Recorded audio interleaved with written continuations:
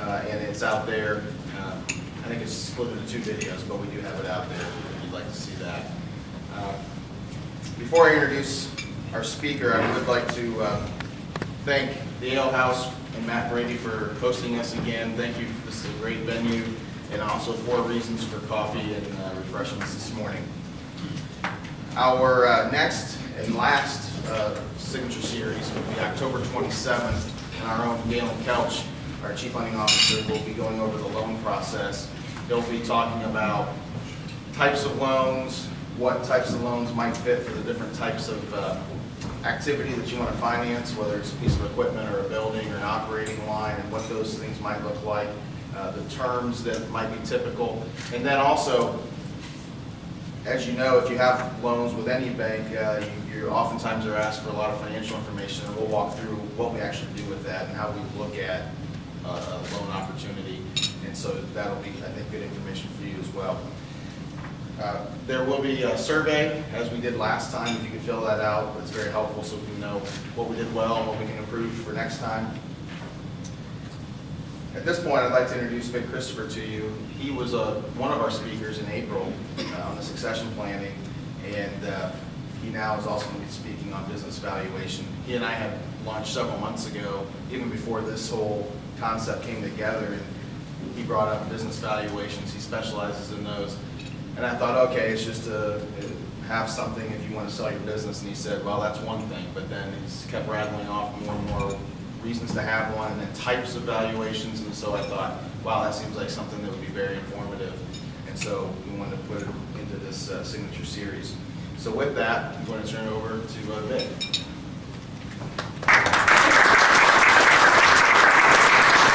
Thank you, Jeff. Everybody, can you hear me okay with the? Good. Yes, I specialize in business valuations. I'm a CPA, and see after my name, I'm also a CVA. Hey Vic, you got something weird going on with your mic. Something weird It's going like on all with me. really weird. It's all echoey. Give me another test, Vic. Testing, echo. What's one of my excuses? How about now? Is this better or worse? Better. I could just talk really loud. All right, let's go the really loud way. All right, one shot. Felt cool, man. Headset's looking awesome. I know the question on a lot of your minds right now is, why isn't Vic wearing his gray suit? Because I thought he should be wearing a gray suit for business valuation. Well, I'll tell you why I'm not wearing my gray suit. I was wearing my gray suit. I have one job in front of us, get the dogs outside. So at 6:15, I'm ready to leave the house. Better get the dogs out. And poor little Oliver is sickly right now, and he can't make it up and down the steps. So took him out. I thought he did what he needed to do. I picked him up, and then he decided to do what he needed to do. That's how my day started. I was covering the dog here, and then ready to walk out. I did change. Yes, I'm a CPA and a certified valuation analyst. The CVA is one of the valuation designations that exists out there. There's several others. I'm certified through a governing body, the National Association of Certified Evaluators and Analysts.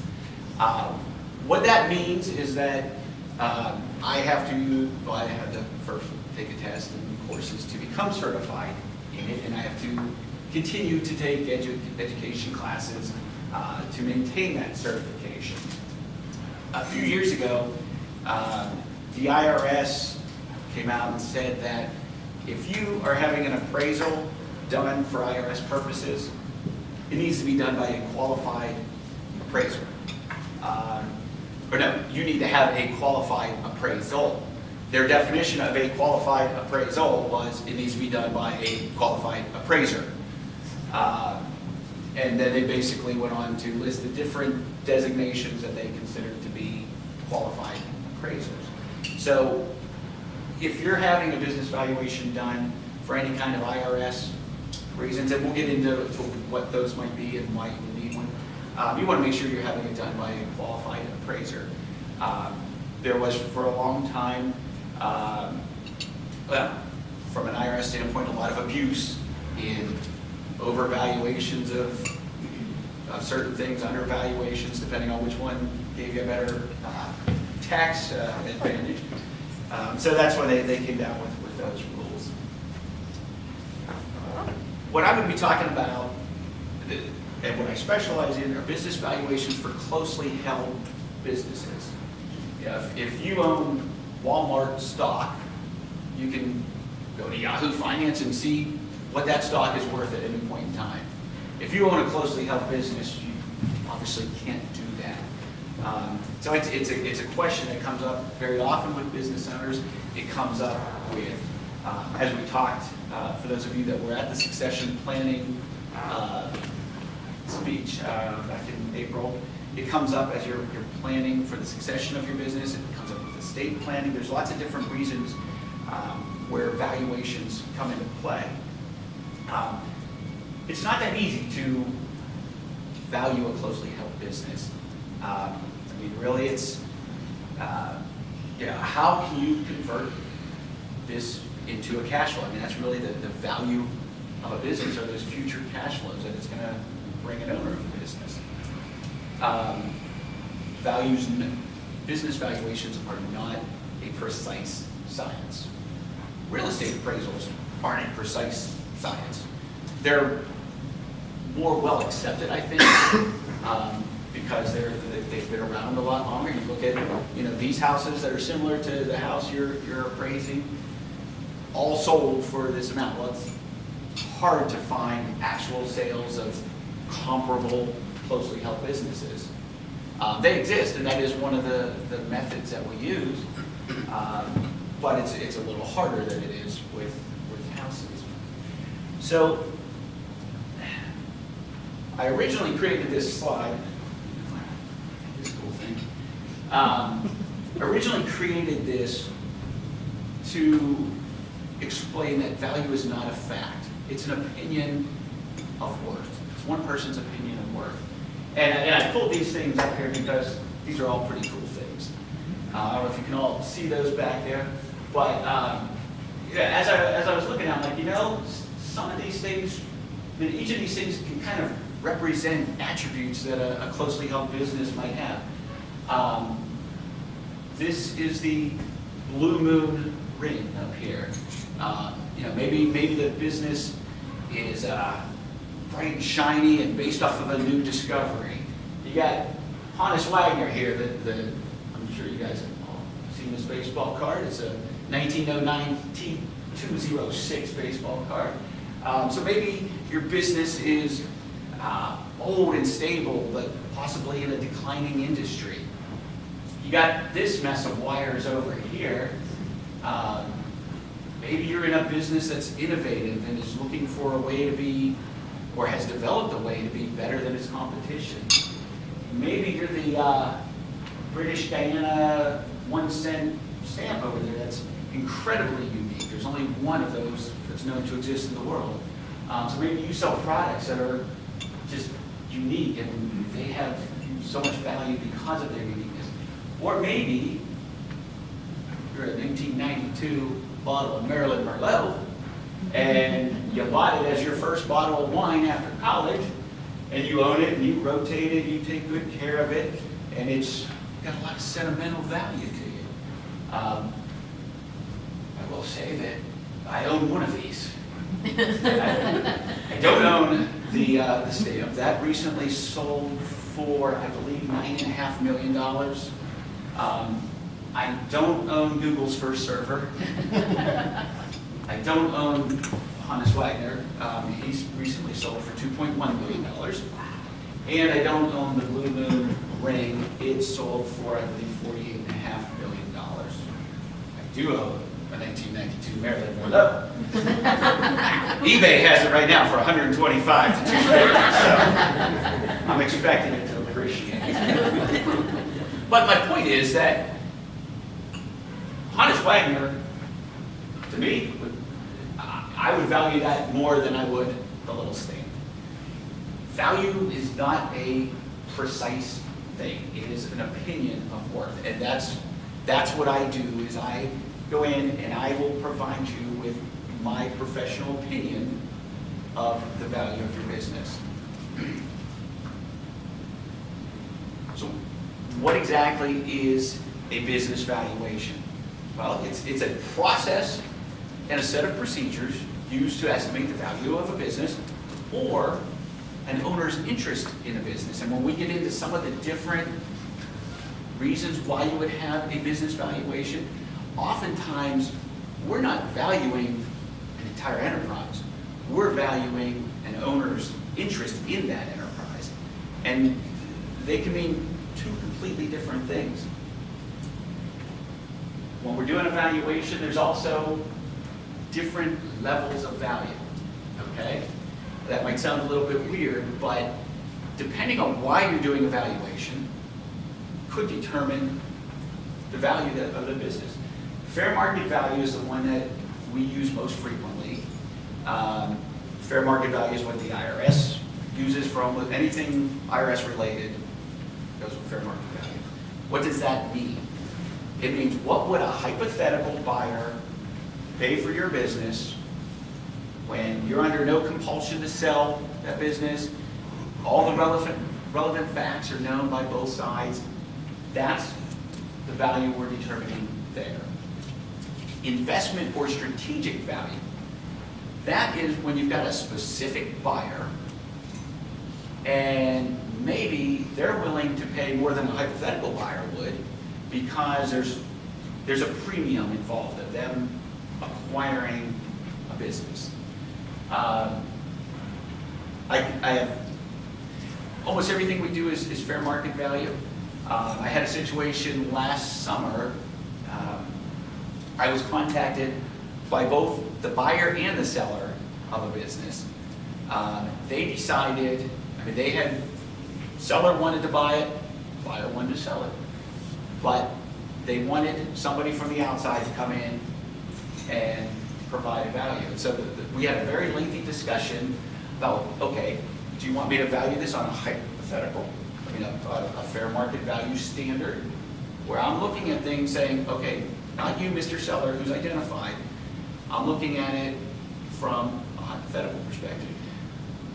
When you're looking at it from an investment perspective, I would have needed to take that seller and say, okay, under your ownership of this business, what's it going to look like? Maybe he already has, a back office system and staff and stuff that can, all he's doing is buying that book of business.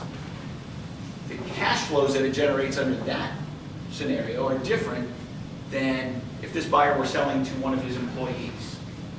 So we talked through it, and what they really wanted was fair market value. They wanted to know, okay, forget that we've already agreed that you're going to buy my stuff for some price.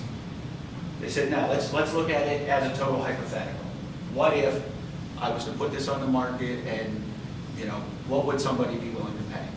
I just received word last week, I said this was last summer, negotiations take a long time, that they have settled everything. The business is being sold within the next 2 weeks. They're closing on it, and they agreed to use the exact price that my valuation came up with, which is very reassuring. The other standard of value is called liquidation value. I don't use that very often. There's not a need to use it very often, but that's basically, you've got a business with assets and you've got to sell. You've got nothing else to do, so it's an orderly sale of the business's assets. I don't believe, I have not had to do a valuation yet where the standard of value is liquidation value, but that is one that exists. There's actually really a fourth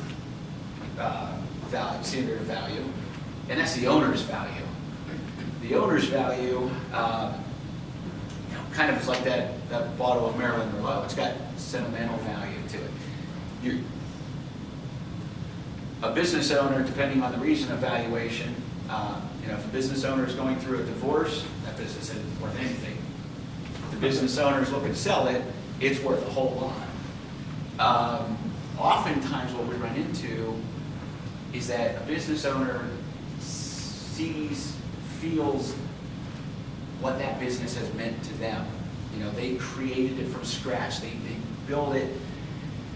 They're still there 80 hours a week involved in the business and not really taking a whole lot of cash flow from the business. So it's hard sometimes when they see that value and say, whoa, I thought it would be a heck of a lot higher than that. Well, unfortunately, a hypothetical buyer of the business has to look at it and say, okay, you, Mr. Founder, who spent your life building this business, you've done a nice job, you've provided yourself with a job, but you haven't really created a whole lot that's sellable, and without you, I, as a hypothetical buyer, am either going to have to find somebody that can do what you did, and I'm going to have to pay them a reasonable salary to do that, or I'm going to have to do it myself, and I want to command a higher return on my time than what you've been generating. So that can be a very difficult conversation sometimes with owners, especially when they're looking to sell their business. And, it may not be what they think it is, and some of that could be the emotional attachment. I mentioned that a lot of what we do has to do with the value of the enterprise, and then you have the value of an owner's interest. Oftentimes, you might have multiple owners of a business, so we're valuing business for an owner. And again, when we get into some of the reasons why you have a valuation, that'll make a little more sense. But if I'm valuing the business for a 1% owner of a business versus the enterprise, let's say that the business is worth $100 and you've got a 1% interest in that business. You've got 1% ownership. Is the value of your ownership $1? I would suggest to you that most likely it is not worth $1. It's worth less than that, because if you only own 1% of the company, you can't control anything. That 1% interest can't force the business to do anything. So you can't control cash flow. So when you're dealing with a minority interest of a business, it can get a little complicated. There's what we call discounts, and I can talk more about those as well. I should have said at the beginning, I know time-wise we've left a lot of time for Q&A at the end. Feel free, if you have questions along the way, if I'm saying something that you want more detail on, just feel free to stop and throw that out there. So, when might you need a valuation? There are certain times where the IRS says you have to have a valuation. Estate and gifting. So if you have a business, it has value in theory. You pass away, your estate now has that asset. Estates can be taxable. The assets of an estate can be taxable. Right now, that level is 5.4 million, Penny, somewhere around there. For a single individual, for a married couple, it's double that, so 10 million-ish. So, if you have a closely held business, in a lot of cases, it's not going to generate taxable estate. But I'm working on a case right now where the decedent owned 20% of a maybe third generation. I think fourth generation's involved. Owned about 20% of a family business in southeastern Ohio. And his daughters will be inheriting his ownership share. They already have, I think, 3% interest each. But so they're each going to get another 10% or so of this business. Now it's a little tax geeky here, and Penny might be the only one that is enjoying this part, but the company happens to be an S corporation. So they get basis in that S corporation. When they inherit this, their basis in that 10% interest that they're each getting is the fair market value at the date of death. So what does that mean? That means that their father might have had a basis in this stock of, a few $1,000s. It might actually be worth a couple $100,000. Their basis, which just know that for tax purposes, high basis good, low basis not so good. Their basis steps up to its fair market value at the date of death. So on their little 3% ownership shares, they've got a fairly low basis, but then on the shares that they inherit, their basis is going to be stepped up to whatever the value was when their father passed away. It's also important not just for estate taxes, but estate planning. As we talked about in the succession planning session, in order to plan for your succession out of the business or plan for your estate, you need to know what the value of the business is in order to plan properly. Gifting. I actually do a lot of gift valuations. Again, one of the things I think we talked about in the succession planning session was one way for a business owner to transition their business is to gift away ownership interests, usually to the second generation or third generation. When that happens, you have made a gift, potentially a taxable gift. Oftentimes, business owners want to gift away enough ownership interest where they stay below the gift tax limits. But they still want to file a gift tax return to show, or to actually start the statute of limitations with the IRS. So in these situations, a lot of times what we'll see is the business owner wants to give a 1% interest or a couple shares to the next generation. So that's where I was talking about the owner's interest. If we're valuing a 1% interest, it's not mathematically 1% of the whole. It is almost always something less than that, because that 1% interest can't control things. It can't influence the cash flows. It can't liquidate assets of the business. It has no control. Valuation theory says that a minority discount should be employed in that situation.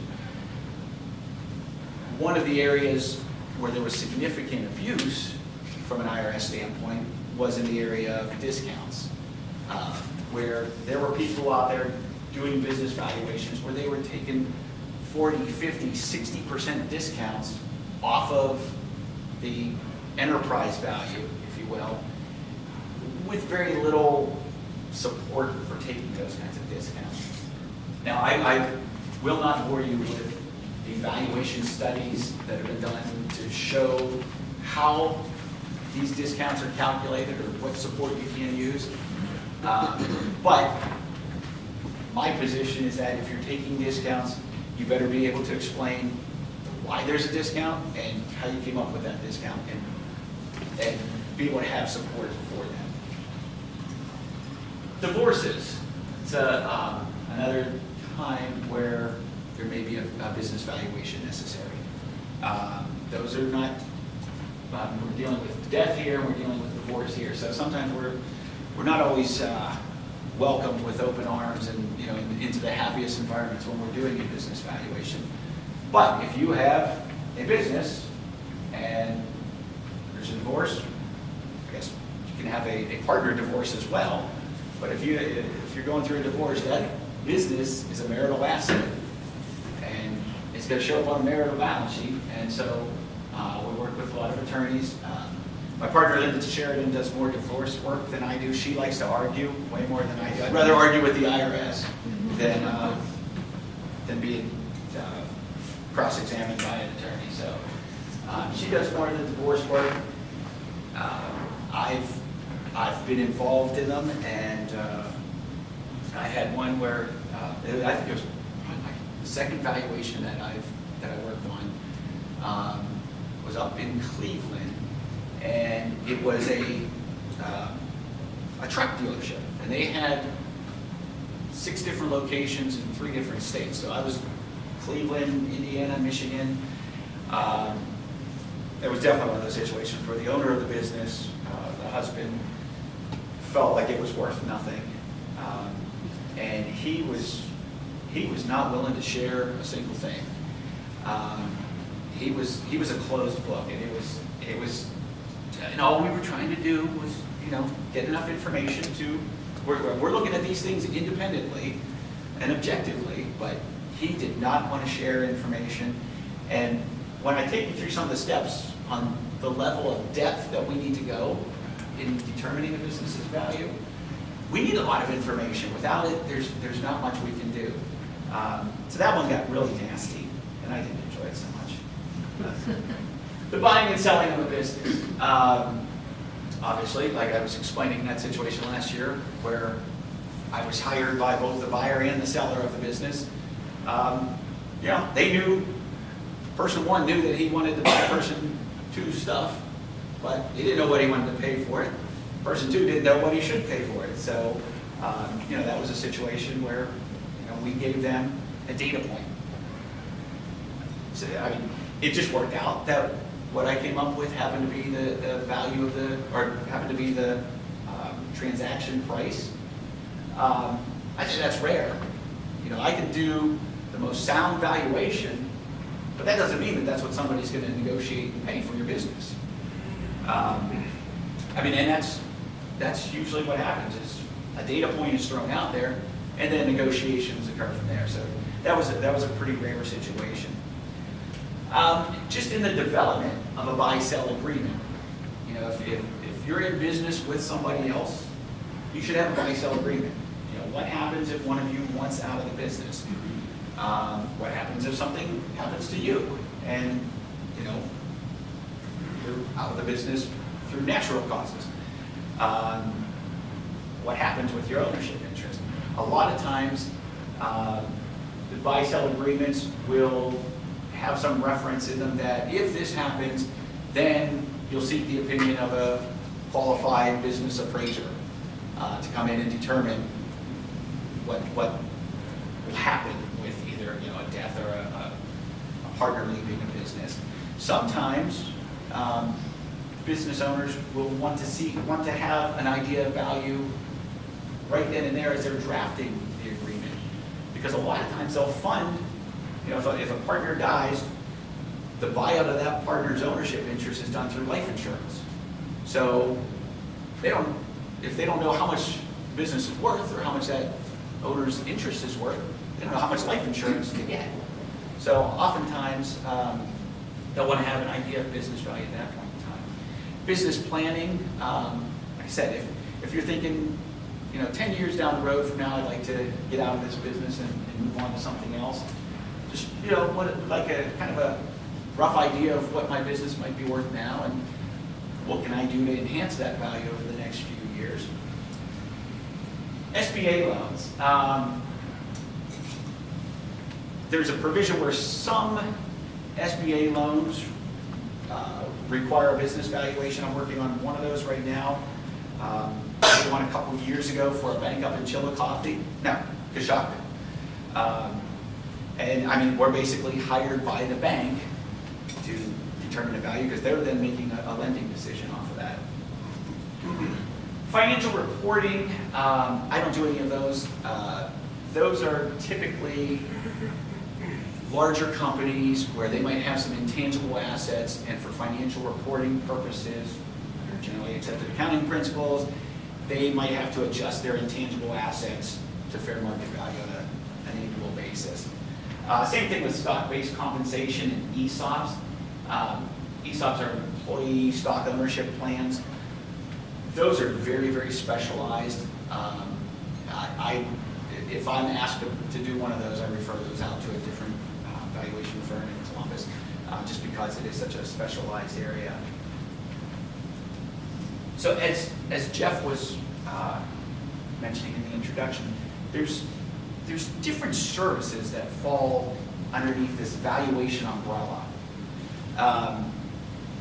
The conclusion and the terminology that our industry uses is not the best.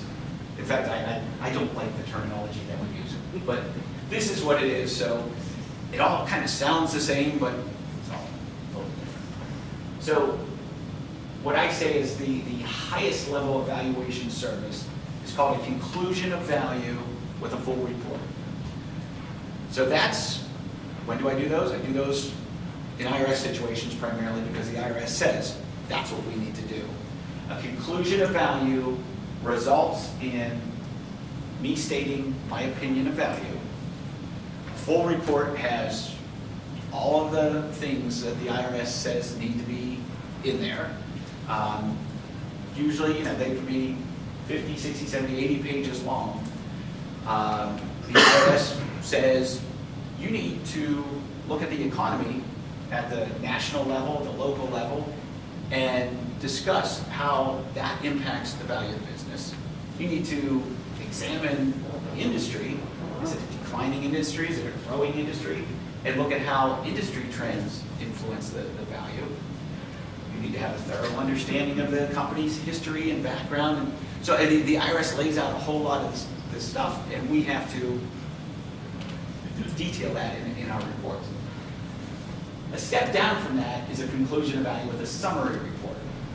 So what does that mean? That means the exact same thing as a full report, except we don't have to put all that crap in there that the IRS says we have to put in. So yeah, we still have to look at the economy and determine whether or not it has an impact on the value of your business. We still have to look at the industry and understand the trends that are going on in the industry. But do we have to do 8 pages of detail in our report? No. So we do summary reports a lot. That the buy-sell situation that I was talking about with the company up in Columbus, they wanted my opinion of value. There was no benefit to them in having 20 extra pages of economic analysis. So that was a situation where we did a summary report. Now, calculation of value. See, it sounds a whole lot like the first two, conclusion of value, calculation of value. That one's different. That is not going to result in my opinion of value. What that's going to do is take you through some valuation methodologies, procedures, and it's going to show you the results of those calculations. It could be a range of values. We looked at comparable sales of similar businesses, and that showed that, on average, they sold at 75% of annual revenue. So we take that, we apply it to your situation, we show you the result. We look at the cash flows of the business, and we say, okay, if we capitalize those cash flows, it yields this value. And we show you these different, so that one is a lot of us working with the business owner saying, how do you want us to look at this? How many different things do you want to see? And I usually say that those are the least costly for a business owner. I had a situation with an IT company 2 years ago, and they had a very, very unique business. They basically had monthly subscriptions with very large companies throughout central Ohio, where if that company had any kind of outage, data outage, and they needed to just take 100 people and have them set up immediately somewhere else, full computer access, workspace, everything. This company built that. It built them a space. So when I went and toured them, it was a grand area with all these computers set up. The Google wiring that was on that one picture didn't compare to the stuff that this place had set up. Not a single person. People are paying for the potential of possibly having to use this space if something disastrous were to happen to them. And when they did that, there was a $10,000 fee to reserve that space. So these companies were paying, the numbers astonish me, but $25,000, $30,000, $40,000 a month just for the possibility of having to go access that immediately.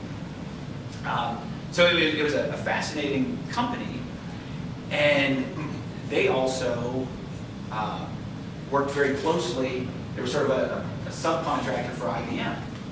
And they wanted me to do a calculation of value, but then they threw out all these other different scenarios, which under a calculation of value we can do because we're modeling. We're taking data and showing you what the results are of that. We're not saying this is our opinion of value or this is what's going to happen. So, they had one scenario where, okay, well, if, I don't know, name an IT company, if Oracle comes in and buys us, they're not just buying this grand area that we've set up in these existing contracts that we have. They're getting access to a whole bunch of IBM customers that may decide they don't want to use IBM anymore. They want to now switch all their other services over to Oracle. So we went through these different scenarios and different assumptions. Okay, if 50% of the customers that you have that are currently IBM customers, if 50% of them decide to jump ship, if you were to sell your business and go with Oracle, what does that look like to the numbers? What does that do? What revenue does that bring a buyer of the business? So it was a very elaborate calculation of value because we went through, 15 different scenarios of how things could look. And they yielded a wide range of results. But that's a calculation of value where we sit down with the business owner and say, what do you want to see? Do you want us to look to see if there's comparable sales out there? It's a good tool for a business owner that's thinking, hey, I think in a few years I'd like to sell my business. I have no idea what it's worth.